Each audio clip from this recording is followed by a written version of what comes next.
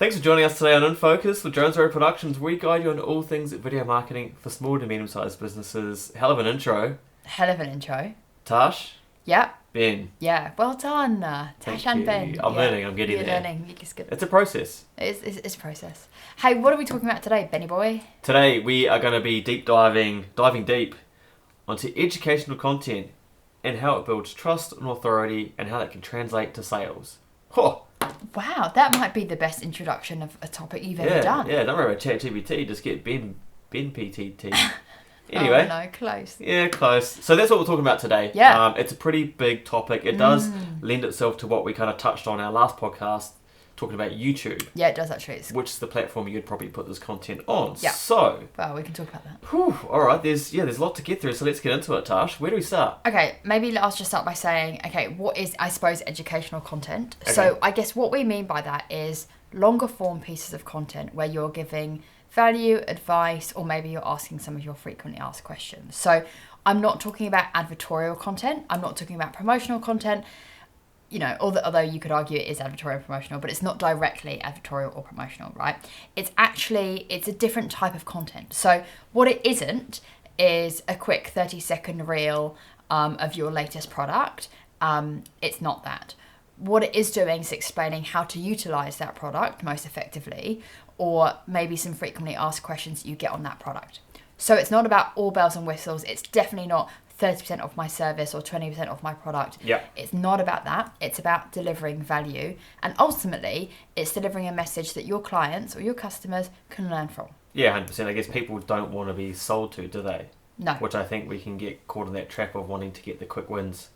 But we need to be a bit more patient especially when it comes to our content marketing strategies. I think so. And this is a long-term build. Yeah. So what I'm talking about is a long-term build. So let's give you an example, right? So I'm not doing my advertorial or promotional stuff, or maybe I am, but that's another strand of, I'm not saying you can't do that, but that's not what we're focused on at the moment. You can, but also, like I said, because there's these big players, hard to cut through. Yeah, okay.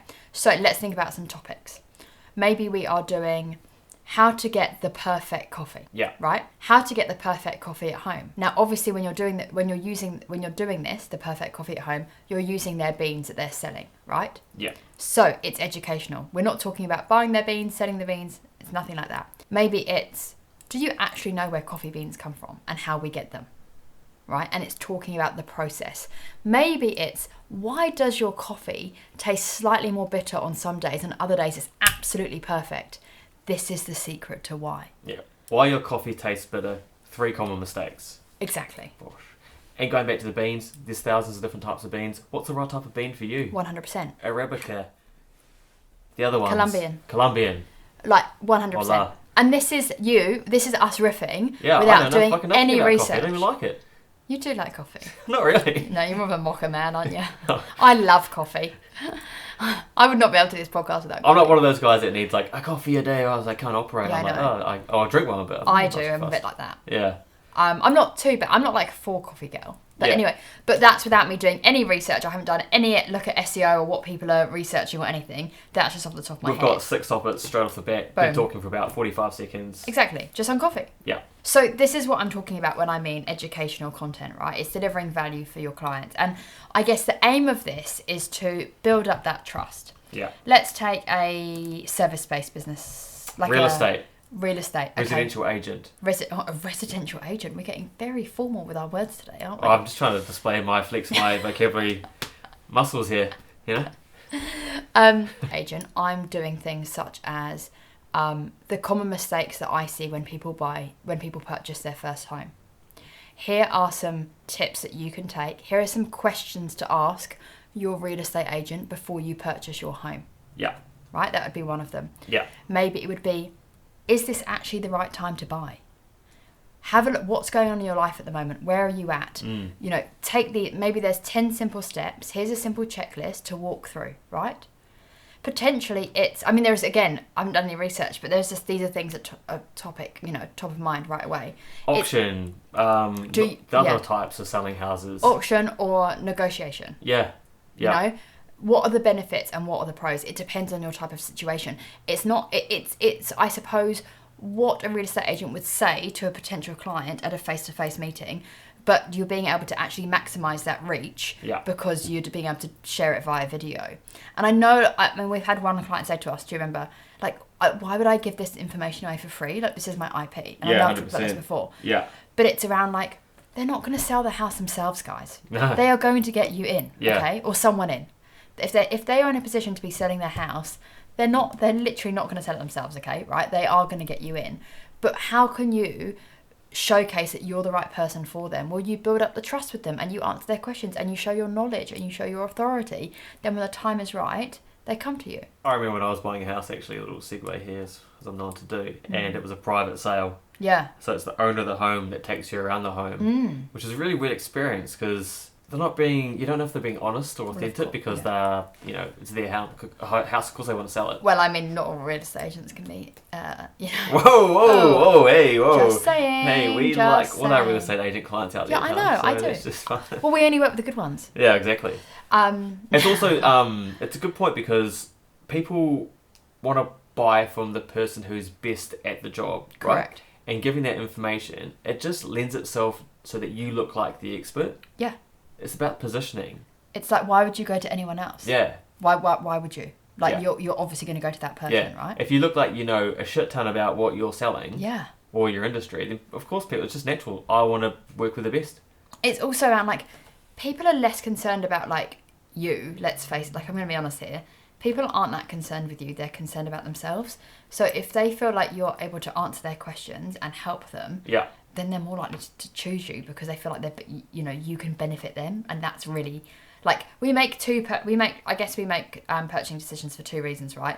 This is, I mean, you can read this in any book you like, right? This is not new news, but it's really to gain pleasure or avoid pain. Yeah. They're the two reasons kind of why we purchase. So a house is probably two things, right? You're like, oh, it's so exciting. And oh my God, if we're stepping up and this is great. And I'm feeling all, you know, like I'm going from my 3-bedroom house to my 4-bedroom house, and that's the pleasure element. And I guess the pain element is that I need shelter, right? Like I need shelter. I need to be in the right area. Like, is there the right schools? Like, there's so many different buying factors, and that's simplifying it. But if I'm putting those into those two camps, right?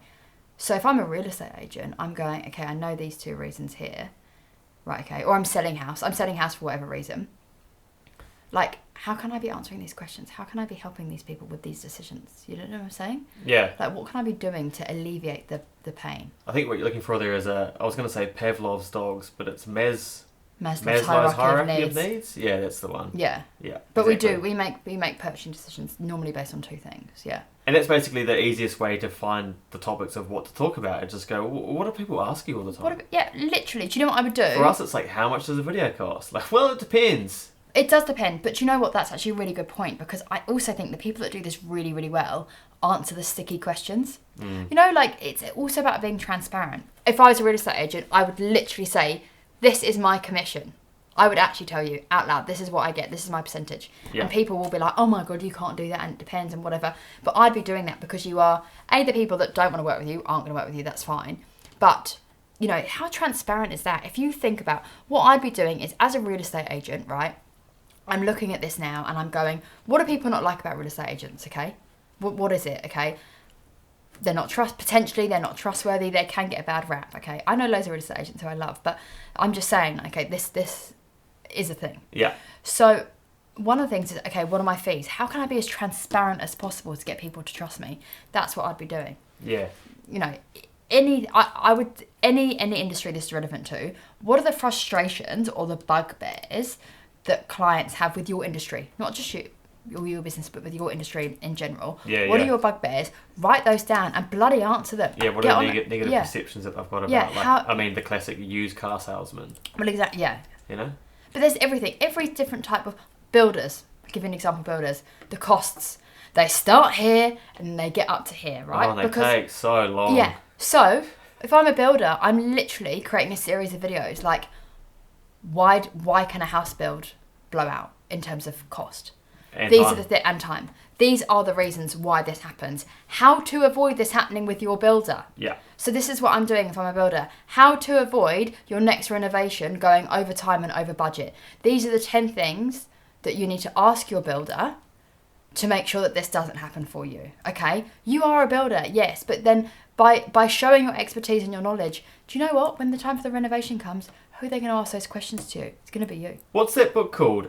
It's about the guy who's got he had that pool company and he started making all this content. Yes. What was it called? They Ask You Answer. That's the one. Marcus Sheridan or something. Yeah, that's it. So he had a pool business with 2 other people. And it was I think it was a GFC. I can't remember if it was a GFC. It might have been before that. But anyway, there was a big financial downturn. Yeah, it was GFC. It would have been the GFC. 08 or something, yeah. Anyway, so there was a big financial downturn. And so a pool obviously is not a necessity in the house, right? It's like a luxury. And so what he did is he thought, okay, sales are not going great here. And what they would do, the way their business model worked, is that obviously in the summer they'd get a lot more inquiry. So the summer they'd be super busy, in the winter they'd be slightly quieter, but they'd be able to kind of nurture and foster those relationships, and they'd have enough cash to kind of see them through the winter until they got busy again. So that was their business model. So after the summer, they're like, oh dear, we don't have enough in the bank. It's not looking good. It's not looking good. What can we do? And so do you know what they did? They basically, all of the common questions that they would get asked in this. Now, this guy who wrote this book was actually in the stockroom, right? Okay, so he was a sales manager and he was in the front of the shop, so he was directly speaking to customers. So he knew about the products. Knew about the products. And knew how about to implement everything. them and what was good about them. 100%. So what he did, he applied every single question that someone had ever asked him, wrote it all down, and then started writing blogs about it. How much does it cost to install your pool? Right? Should I go for this pool or this pool? Yeah. What are the differences? This pool is really good for X, this pool is really good for Y. He turned that business round.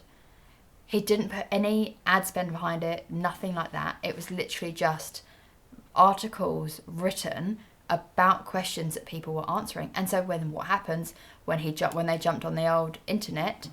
How much does a spa pool cost? How much does a swimming pool cost? Whatever it might be. Yeah, in-ground versus out-ground pools, blah, blah, blah. This material versus this material. Boom. Guess who's popping up? Exactly. So do you see what I mean? It's just like, and that's one example. But this is why I say that it can work for product-based businesses like a pool, or, you know, more like a coaching business. Like, it doesn't matter what it is. It can work across all different types of industries.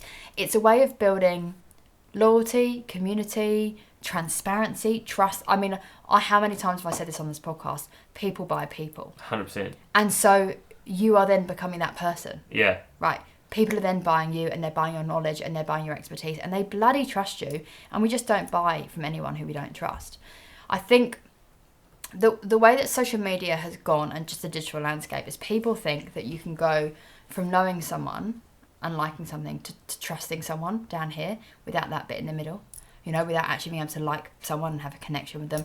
And it just doesn't work. So you've really got to work on, I mean, ideally we have this amazing cohesive campaign, but you've really got to work on that middle bit as well. Yeah, that's an interesting point there. So where does I guess we've talked about how you want to do like long form, but do you still need to do any kind of short form to kind of supplement that? Yeah, well, of course. Talking about a cohesive, comprehensive strategy. Yeah. How does it all kind of fit together? Well, what we do is that we do the long form content, and then that gets cut down into shorter pieces. So, you know, 10, 15, 20, 30 seconds, whatever that might be, whatever's appropriate. Yeah. And then that is then shared on socials. That is paid advertising. Yeah. So that can be used as paid advertising.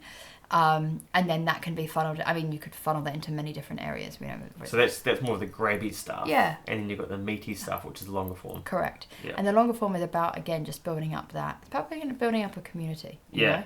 Becoming the expert in your field, whatever that field might be. And an interesting point that I've just thought of is when you're doing content like that, try and think of a relatable story. So if you've had a customer who's experienced a problem, obviously anonymize it, but then talk about that problem and how you overcame it.